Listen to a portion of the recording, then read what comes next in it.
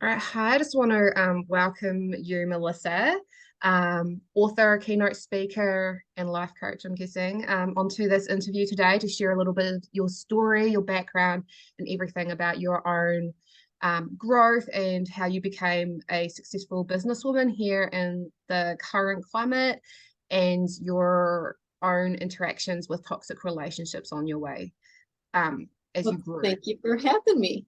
That's all right. Thank you for being here. So we're just going to start this off, and I'm just going to ask you the first question here. And it's like, so number one is just what kind of business do you work in? Like, what kind of business have you grown? Well, I started off with a very small publishing company, and it is now growing to being a mess of a company, but it's a good mess. So we're opening the factory, we're opening a bookstore and cafe. We have our authors, we have our podcast, we have our entrepreneur magazine, and we have a lot of things going on within the company. So altogether, there's 14 companies making up one. That's amazing. That is so amazing. So can you tell me a little bit about your background? So what was your family like growing up? Growing up, I had a very dysfunctional family. So 0 to 6, I was off and on with my mom, who was in a toxic relationship herself, very abusive. And the abuse went over from spousal abuse to child abuse to neglect and a lot of things going on there. To I was in kindergarten, and the last day I remember my mom being with her toxic relationship was the night he pulled a gun on her. And I got to see that, and she didn't know I got to see that. So you start off that young, seeing toxic, and then you go into your shell because I don't want to be in that kind of relationship. I don't want the negativity. So what kind of student was I growing up? I was shy, I was withdrawn, I was very closed off to a lot of people. I didn't talk to people, and everything time I talked to people in school, I was in the wrong. I Mm, was bullied in school because I was an easy target. So that was childhood up until my senior year of high school. that must have been quite hard for you. Up until I was 18 in school, life was miserable. And then life continued to be miserable when I got married the first time. Yeah. I got married for all the wrong reasons. I had a daughter out of wedlock from a previous Relationship. relationship. And I got married because here I am, and 20 years old. I'm single. I don't have a good job. I don't have a support system. My family's toxic. Me and my grandmother are at odds all the time. I don't have that loving, nurturing environment. Yeah. So I married the first person that showed interest in me. Yeah. It was love. It was, I need to be with someone. Okay. And that, yeah, that's basically where I started. I imagine I see so much of myself in you already. So can you tell us a little bit more about that like toxic marriage? Like what was that like for you? Like when did it begin? Obviously we just went over when it began, sorry. What did you notice about like the toxic Oh, trait I've had 2 toxic marriages. or two toxic marriages? Can you tell us a little bit Two. about like yeah, For like the first one was more friction because I was married for the wrong reasons.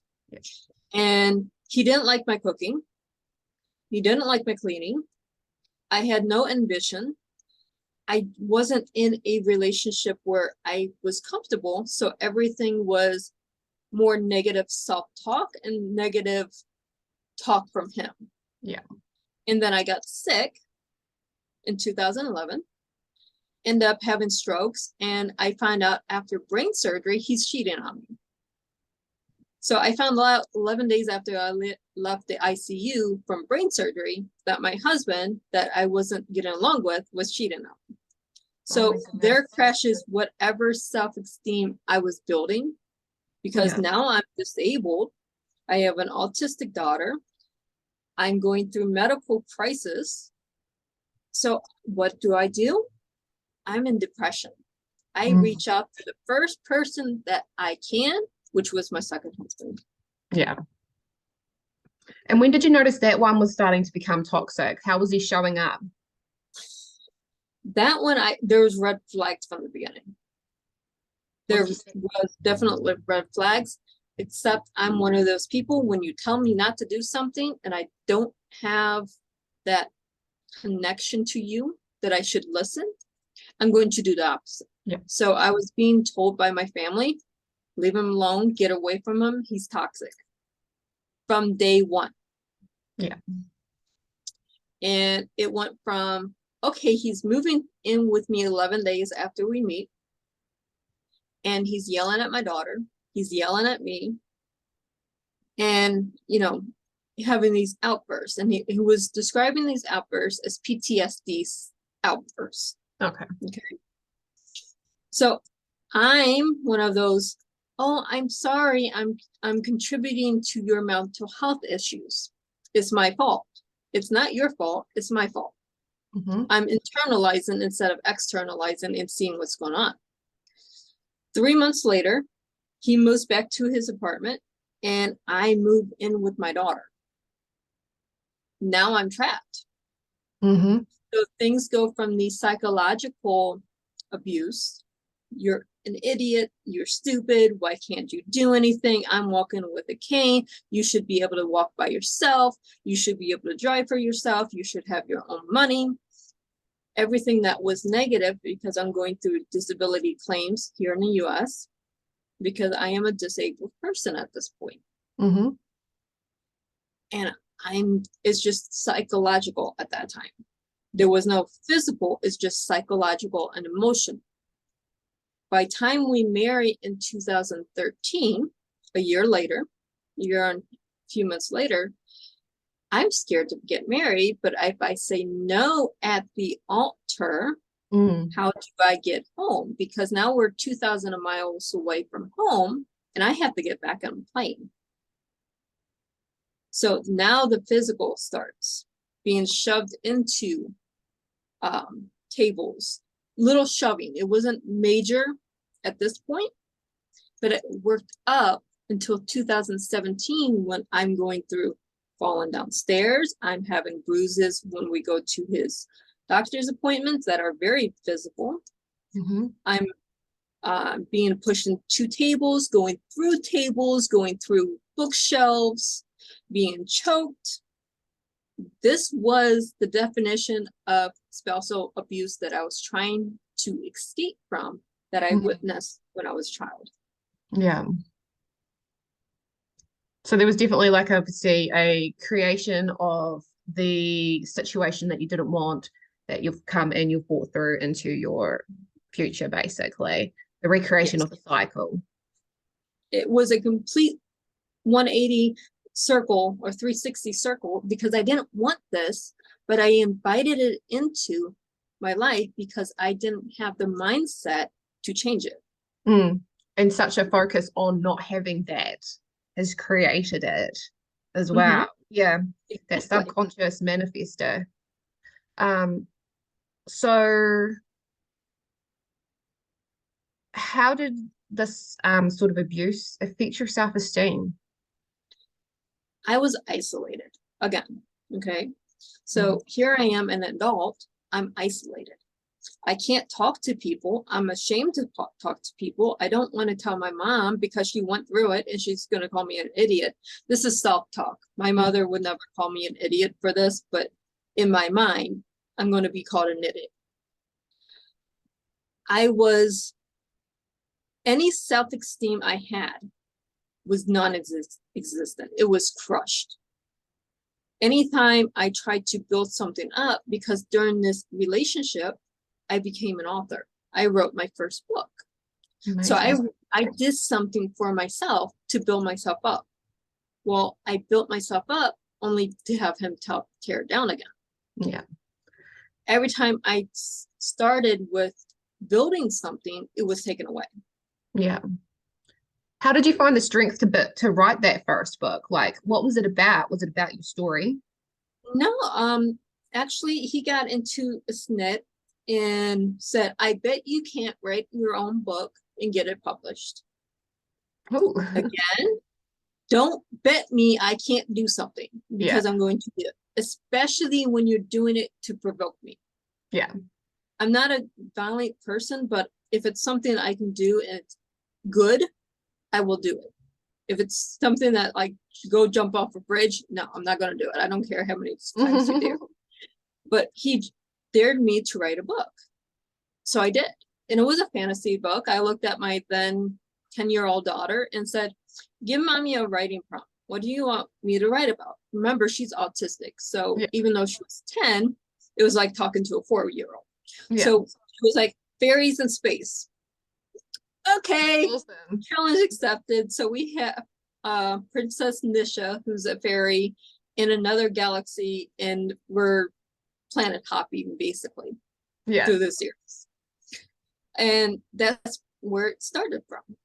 But I didn't just write one book, the violence. I wrote 3. that's amazing. And I started building myself. But to get away from it, it was going to 2017. We were doing a trial separation. And I was doing pop-up podcasts to promote my 3rd book. Yeah. So I got casted because of that pop-up podcast to do a radio show for Atlanta in That's Georgia. that's amazing. Yeah, the producer reached out to me. I didn't know anything about radio. I'm not a journalist. I have no self-esteem and I can't talk to people. Let's Yeah. put me on here because this makes perfect sense. So you can go back and listen to those podcasts. There's radios. I have them on YouTube now. They were on the radio. They're all on YouTube as podcasts now. Yeah. As archive. But you can listen to them. I'm so timid talking to people about their book. I don't know what to say. I'm not a journalist. And at the same time, I'm getting all the negative from my still husband. I had to stop recording several times on some of them because he would be in the background yelling at me. Well, I'm on the air. So this is where everything was leading to. Yeah. And then I met someone that was a motivational, inspirational life coach. Yeah. And he just had his book come out and said, you know, I've known you for 30 minutes. What's holding you back? Mm. There's something there that's holding you back because I could barely talk to him. I was engaging, but I wasn't like I am now. Yeah. Not So present. that was the, okay, I have to change something. And that was the first step on moving forward. That sounds amazing. That is absolutely a feat to go in and start creating that sort of lifestyle for yourself while still in that toxic relationship. Mm-hmm. Literally while you're on air and he's screaming. Like, Yeah, how did you deal with that? There was times, because at this time I was writing toward the end of the marriage.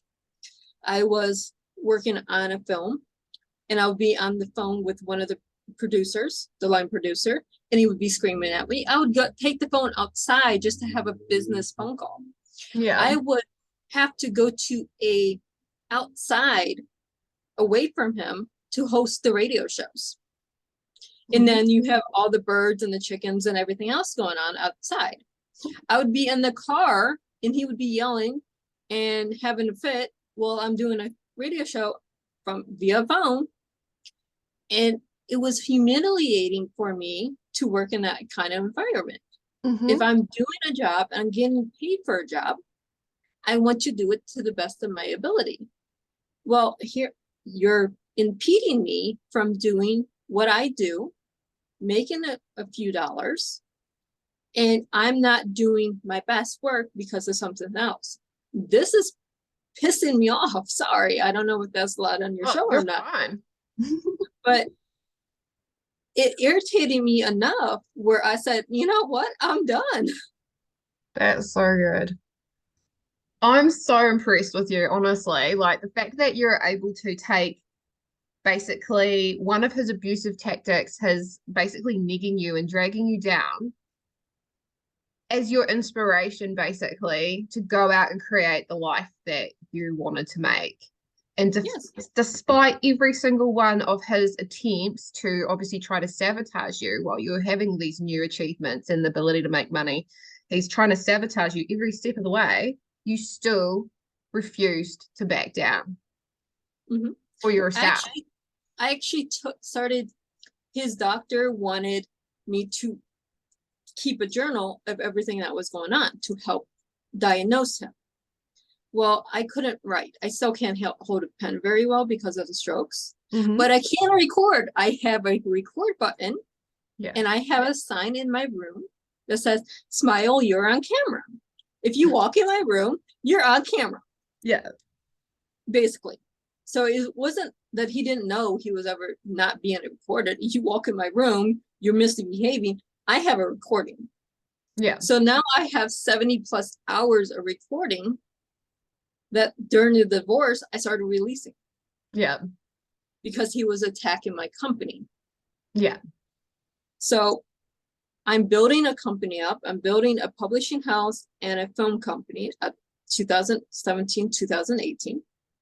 And he's trying to use that in the divorce, even though I did it after we separated. Oh, yeah.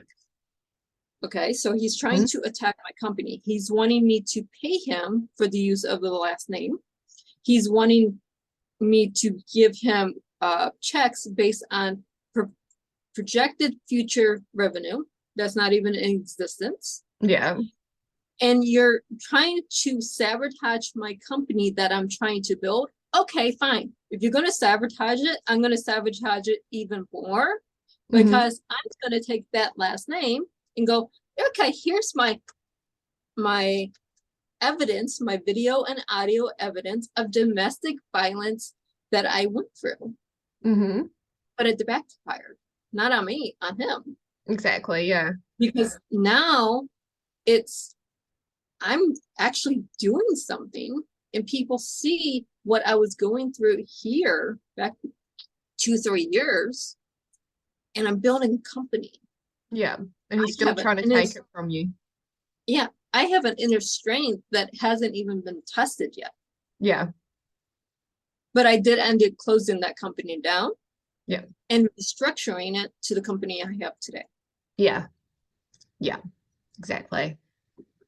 That's amazing. Like I love that story actually, because you're just not going to back down to anyone's abuse. And that is, I think, the strength that a lot of the time us, what I call like the lost children basically of child abuse and neglect and that toxic shame eventually get to a point in our lives, I'd say in the late 20s, 30s, where we go, that's it, I've had enough.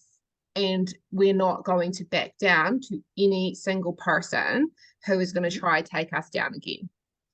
And I think Exactly. that's the inspiring story behind that child abuse that happens, is that yes, we struggle and we deal with this every single day, but it gets to the point where we're like, bring it on. I've been through all of this. This is nothing. Like, Exactly. It took 3 strokes, brain surgery, 2 marriages to go, you know what? I'm done. yeah, I'm done with the toxic.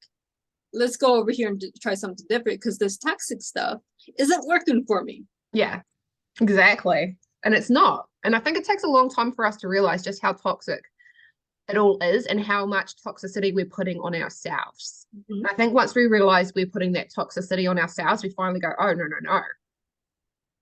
They're not going to do that to me anymore. Exactly. Yeah. Exactly. That's why last year I started writing the Are You Happy series. I'm an author, I'm a coach now. I'm a speaker now. I'm speaking up against this, plus I also do business mentoring and stuff like this. But at the same time, I'm like, are you happy? Are you seriously happy with your life? Yeah. And it started out because I went to an event where I'm speaking to victims of domestic violence those who have witnessed it, who are going through it, and who have survived it. There's everything in there. It's a nice mix. And I had a woman come up to me say, "Oh my God, you just saved my life."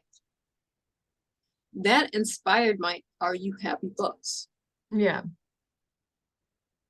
That's amazing. And what are the Are You Happy books really about? The first one is really, it's my program that I do with clients, but at the same time, I can't reach everyone. It's impossible for me to reach the masses. However, a book can reach the masses. So it's every step-by-step piece of paper, journal exercise, everything I do with my clients, it's in that book. You go through it and it's for yourself. You're not reporting to me. You're not reporting to anyone else. It's, are you actually being honest with yourself? Yeah. But then I wrote the book workbook to go with it. So yes. Not just journal exercising, it's actually going into what makes you happy, what is in your life that's holding you back from succeeding. Of course, because now we're trying to get you to succeed, are you wired for success? Yeah. That's the third one. After you figure out what you're wired for, you should be inspired to do something with your life. Yeah. So I created, and it's not out yet, but it's called Finding the CEO in You. This is all part of the Are You Happy series. Yeah. And every business person has certain mindset skills. Well, if you take those mindset skills of a business person and you put them into your daily life, you're going to get rid of the toxic, because you're not going to be wanting toxic in your business. No. And have you noticed any toxic show up in your business as you've been like working through it? Like any of your own toxic traits that have popped up that you've had to deal with? I do. I have so many toxic traits, and I'm still trying to overcome these.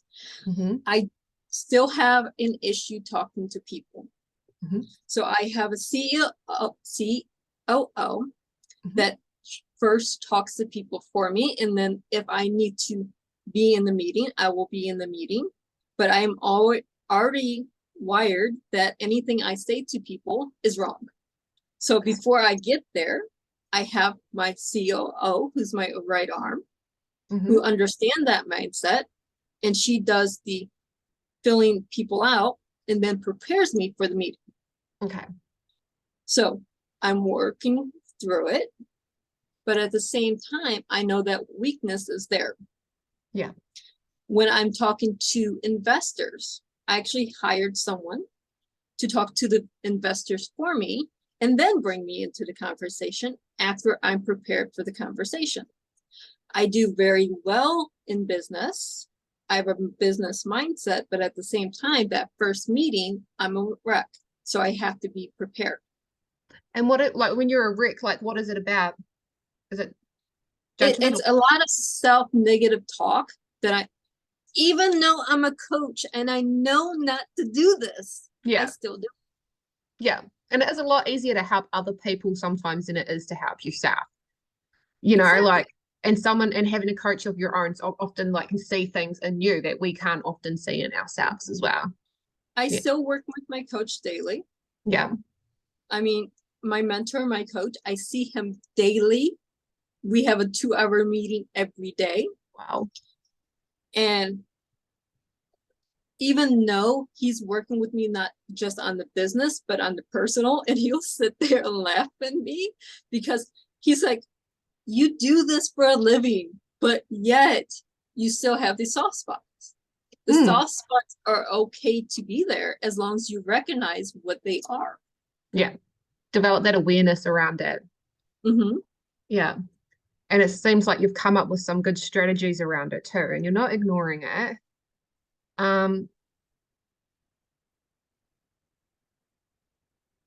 Now, I guess one of my questions is like, have you noticed like any deterioration in any other kind of relationships that you've had? Like not just like intimate romantic relationships, but like other interpersonal relationships, maybe it be colleagues, your child, you know, like family, anything else like that? Well, As I'm growing, emotionally growing, I'm actually cutting away a lot of the people that were in my life, and they includes family members. Mm-hmm. I have taken away 95% of the people I grew up with, Mm-hmm. and I won't even talk with them because Yeah. their negative talk is still there, because they still see me as I was a year ago, 2 years ago, 10 years ago. Whatever they seen me as when they knew me, that's how they still see me. They don't see me as the CEO of a company. They Mm-hmm. don't see me as the author. They don't see me as a coach or someone to take serious. Yeah. Well, if you're not going to take me serious in my life as I am today, I Mm-hmm. don't need you in my life. Yeah. And do you find those people also are people that are not interested really in personal growth themselves as well? Exactly. They are happy in the life they are in, and they're completely happy being miserable. Yeah. Unfortunately, I can't help them. They're not wanting help, so I can't help them. No. And it's not our job as well to be responsible for everybody else as well. As much as Exactly. when we come from that abusive childhood, we will try to save and rescue and fix everybody. Um, it is a hard lesson to learn. It's So extremely hard. yeah. So I guess like reflecting back too on the situation, how much do you think your business probably suffered during that time of the toxic relationship? Or Oh, it completely suffered. When I was building the company, I had producers that wouldn't take me serious. Why should they take me serious when they can hear my own spouse not taking me serious? Mhm. If I'm willing to have a business meeting in a less than business environment, no one's going to take you seriously.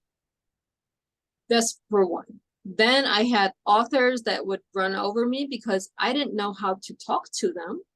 I Mhm. didn't know how to work with them. So everything that I was trying to build was being built in toxic. Mhm. It wasn't being built in the fertile ground to grow. It was being built in crap, Yeah. basically. And you can't build in that. No. You can pretty much walk around in the muck, but you're not going to build in it. And anything you build is not going to build very well. Yeah. And it took actually the company failing, completely failing, for me to understand that. Yeah. To actually really step back and have a look and be like, where is actually this going Mhm. wrong? I could not build my company while my life was in chaos. Yeah.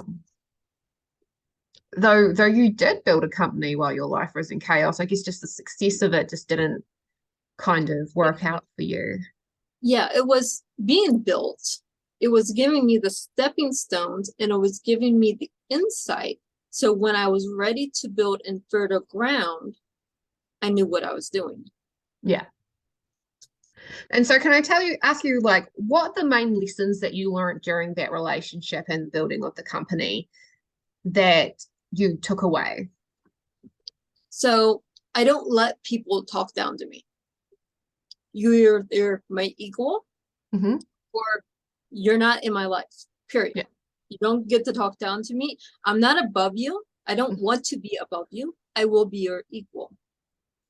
That's both in my relationship and in my business. You're my equal. I also don't let people give me the negative. Hmm. Okay, you have an issue. What is the issue? What is the problem? How can we solve it? Because every problem has a solution. Hmm. If there's a problem in the business, there's a solution for it. Do I need to hire someone? Do I need to do it myself? Do I need to find another solution for you? Do I need to replace something? Whatever it is, it can be fixed. In my life, if there's a problem, usually if you talk through it, you can find a solution. Yeah. Just developing that mind flexibility really, eh? Exactly. Yeah, Everything I do in business, it translates to personal life. exactly. And like, what advice do you have for women in the entrepreneurial business world who are currently dealing with toxic relationships? If you want your business to succeed, get away from the toxic. Your company, whatever you're building, will thrive, just not in that toxic environment. That's amazing. I just want to thank you so much, Melisa, for giving us your time and sharing with us your amazing knowledge and wisdom that you've grown during such a tumultuous time in your life. But it's such an inspirational story, and I'm so excited to put this up and for everyone to hear about it. So I just want to thank you again so much for popping on. And yeah, Again, thank you for having me. we're grateful for you.